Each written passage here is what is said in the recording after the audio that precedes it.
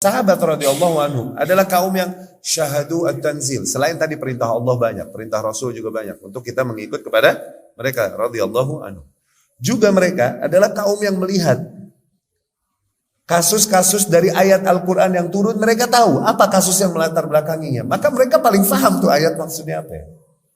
Mereka juga tahu asbabul wurud. Kalau ayat ada asbabun nuzul, hadis asbabul wurud namanya. Sebab-sebab yang melatar belakangi diucapkannya sebuah hadis tuh gitu. Oke? Rasul mengucapkan hadis-hadis, mereka tahu kejadiannya kayak gimana, ini terjadi di antara mereka, maka mereka paling paham, wajar. Jadi apakah perkataan sahabat wahyu sebagaimana perkataan Allah dan Rasulnya? Kitabullah wahyu gak? Wahyu. Sunnah Rasul wahyu. Al-wahyu inda ahli sunnah wahyan. Wahyu di ahli sunnah itu ada dua. Kitabullah dan sunnah. Perkataan para sahabat wahyu gak? Per individu bukan. Tapi yang datang dari sahabat secara keseluruhan dan disepakati mereka itu wahyu. Adapun per individu bisa jadi satu orang nggak diketahui yang lain, nggak mengetahui hal yang diketahui oleh yang lain. Tapi hak tidak keluar dari kumpulan mereka, mesti kalau nggak di sini, nggak keluar dari mereka. Nah, kaidah lagi salafi, konkretnya salafi, oke?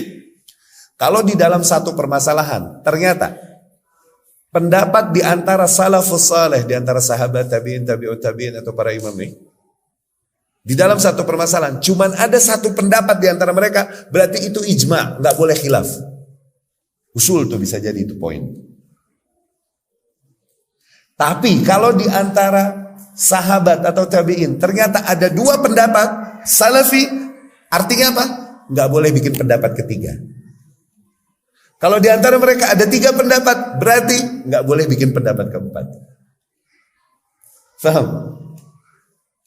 Karena hak nggak keluar dari mereka. Dari yang beberapa pendapat di antara mereka ini kita cari yang rojih, tarjih namanya. Atau kita arahkan masing-masing pendapat ke arahnya masing-masing supaya nggak berbenturan. Taufik namanya, mempertemukan pendapat-pendapat. Itu salafi konkretnya. Seorang salafi adalah apabila di dalam sebuah permasalahan di antara salafus saleh ada satu pendapat, oh berarti ijma, nggak boleh khilaf, nggak boleh kita mengatakan pendapat berbeda. Kalau di dalam sebuah permasalahan di antara salaf ada dua pendapat, jangan coba-coba bikin yang ketiga. Di antara mereka ada tiga pendapat, jangan sok-sokan lo bikin yang keempat. Udah cukup mereka yang berijtihad, kita lihat dari antara pendapat mereka. Jadi apakah perkataan para sahabat wahyu? Bukan. Kecuali apa-apa yang rafa, yang marfu, ya, yang terkena hukum marfu. Marfu ini apa? Nih. Hadis, sebuah ungkapan yang diriwayatkan, oke? Kalau riwayatnya nih mentok sampai tabiin, berarti tabiin yang ngomong, oke? Ini dibilang maktu', berarti hadis maktu'. Hadis maktu' artinya tabiin yang ngomong, begitu, oke? Kalau riwayatnya sampai sahabat doang, berarti sahabat yang ngomong, oke? Dibilang hadis mauquf.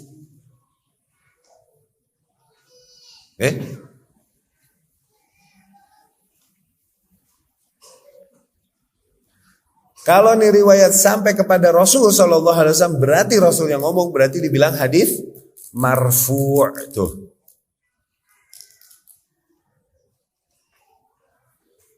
Jadi kalau tabi'in yang ngomong hadis apa namanya?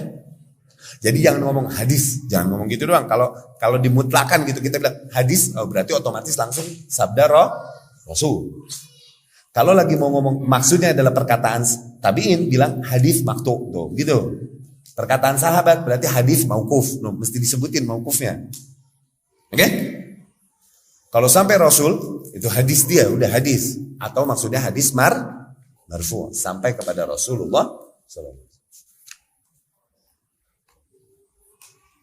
Nah, perkataan sahabat banyak yang punya perkataan sahabat hadis apa berarti? Mauquf. Oke? Tapi banyak yang hukumnya hukum rafa, hukum marfu. Kenapa? Yang disampaikan sahabat ini sesuatu yang nggak mungkin orang tahu kecuali dari wahyu. Berarti dia mendengarnya dari Rasulullah Sallallahu Alaihi Wasallam. Maka kalaupun itu perkataan sahabat, kita hitung itu wahyu. Kenapa? Dari Rasul ini, nggak mungkin sahabat tahu begituan. Bukan sesuatu yang boleh ijtihad di situ.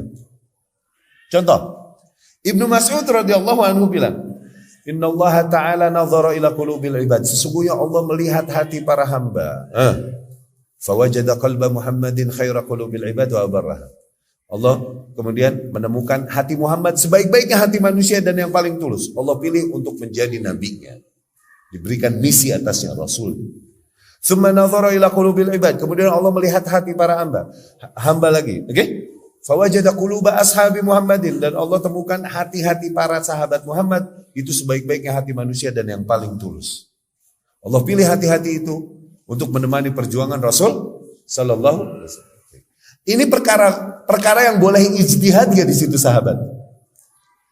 Ini perkara gaib, tahu-tahuan dari mana? Allah melihat hati para hamba. Ini kan gaib kan? Ibnu Mas'ud tahu dari mana? Mungkin gak dia ijtihad di situ? Ngarang-ngarang mungkin gak?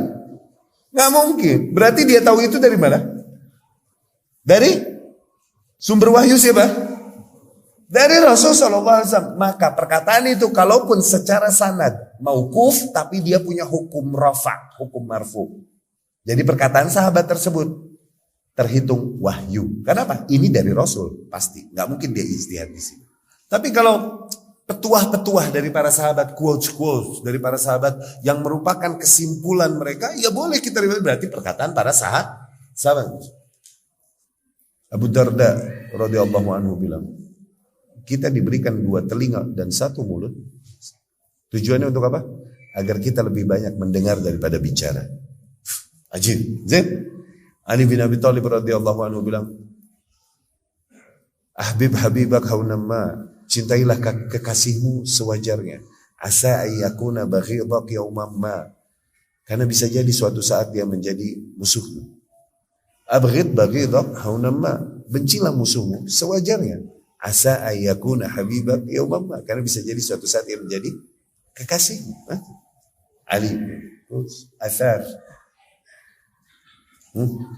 Umar bin Khattab radhiyallahu anhu, nahnu qaumun la yahimmuna al-istijabah. Kita adalah kaum yang tidak mementingkan dikabulkan doa oleh Allah. Itu enggak penting buat kita. Yang penting buat kita adalah doanya. Udah. Karena itu ibadah dan bentuk tauhid. Kita yakin maksudnya. Kita yakin ada zat yang maha mendengar dan maha mengatur apapun yang terjadi di alam semesta. Dari situ kita berdoa kepadanya. Mau dikabulin mau enggak sama Allah, itu kebijaksanaan Allah Subhanahu wa taala. Kita kaum yang tidak mementingkan dikabulkannya. Kita mementingkan doanya. Poin enggak? Dari siapa nih? Umar bin Khattab.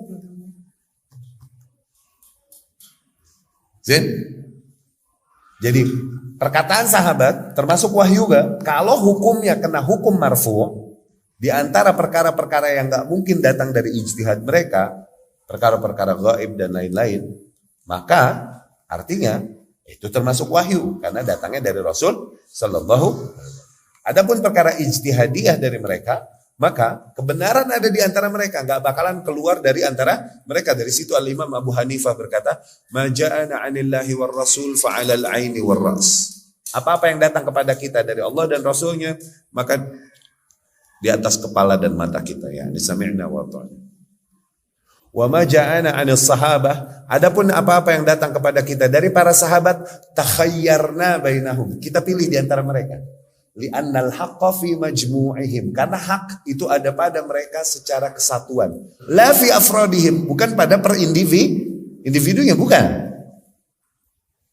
Wa ma ja'ana 'anit tabi'in, dan apapun yang datang pada kita dari golongan tabi'in, fa nahnu rijal wa haula rijal, maka kita tokoh yang bisa berpikir, mereka pun juga bisa berpikir, bisa berijtihad.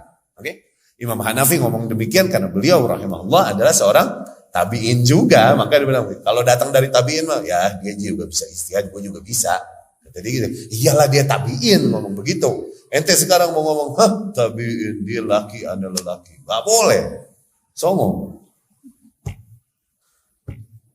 Imam Hanafi ngomong gitu, dia yang di level situ memang rahimahullah. Ya, itu Salafi.